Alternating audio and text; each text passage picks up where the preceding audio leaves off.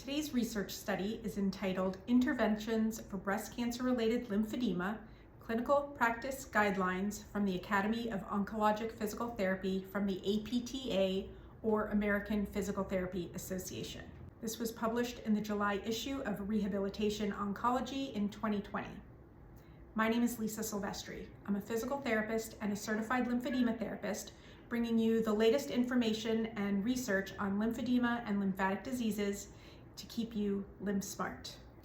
This clinical practice guideline was designed to aid clinicians in identifying interventions for patients with breast cancer related lymphedema. This was targeting volume reduction beginning at breast cancer diagnosis and continuing through the end of treatment and into survivorship. Clinical practice recommendations were formulated based on the evidence for each intervention and were assigned a grade based on the strength of the evidence. Grades given were A for the strongest evidence, B and C for the weakest evidence. Best practices were also identified. Breast cancer-related lymphedema can significantly lower a patient's quality of life. It's estimated that patients who have axillary lymph node dissection have an increased incidence of lymphedema at about 20%. This incidence suggests that 1 in 5 patients may develop lymphedema in their lifetime. Approximately 90% of the patients who do develop lymphedema develop it within the first 2 to 3 years following surgical intervention. It's also known that patients who receive sentinel lymph node biopsy are also still at risk. That risk can range from 0 to 63%, depending on which research study you are looking at. So regardless of the type of intervention, breast cancer-related lymphedema does still remain a significant issue. A diagnosis of lymphedema was considered when present at a time point greater than 3 months post-surgical to differentiate from any post-operative swelling that was present. It was also decided that to determine a clinical practice guideline, volume measurements were determined by bioimpedance spectroscopy as best standard for diagnosing and measuring the effectiveness of lymphedema treatments based on the presence of interstitial fluid in the tissues. You can see in the diagram presented that interventions were divided into 4 categories by stage, and then practice recommendations were made for each stage of lymphedema. Overview of practice recommendations in the early postoperative or early preventative intervention stage. Post-operative exercise and resumption of activity should be coordinated with the interprofessional team, and an individualized exercise program should be gradually increased while monitoring for adverse events. This is considered best practice. Individually tailored exercises should be included post-operatively and gradually progressed. In individuals who have undergone axillary lymph node dissection, the addition of therapist-provided manual lymphatic drainage to the post-operative care plan may not reduce the risk of developing breast cancer-related lymphedema. Provision of a fitted compression garment to patients at high risk of developing lymphedema, when paired with upper extremity exercise and diaphragmatic breathing, may reduce development of lymphedema. In the prospective surveillance model and identified subclinical lymphedema, here are the practice recommendations. Early identification of subclinical lymphedema in high-risk groups through prospective surveillance may improve outcomes. Monitoring with bioelectric impedance spectroscopy or volume measures may begin with a pre-operative assessment repeated every 3 months for the first year postoperatively and then biannually for up to 5 years.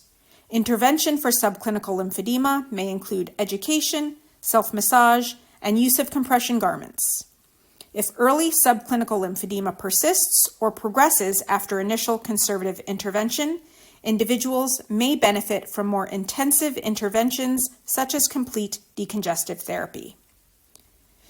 Exercise for individuals at risk for or with subclinical breast cancer-related lymphedema. The practice recommendations are progressive resistive training is safe when an individualized program is supervised beginning at least 1 month post-surgery. Individualized aerobic exercise programs should be provided. Monitoring for exercise tolerance and adverse effects should initially occur at least weekly and then taper according to clinical presentation. Interventions recommended for individuals diagnosed with breast cancer-related lymphedema.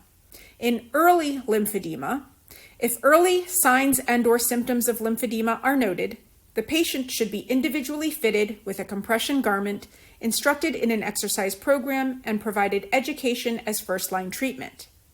If first-line treatment is not successful for early lymphedema, then CDT may be recommended. Compression with garments or bandaging should be tailored for the individual's lymphedema stage and impairments in consultation with the patient. In moderate and late lymphedema, CDT should be used to reduce limb volume in those diagnosed with moderate and late breast cancer-related lymphedema.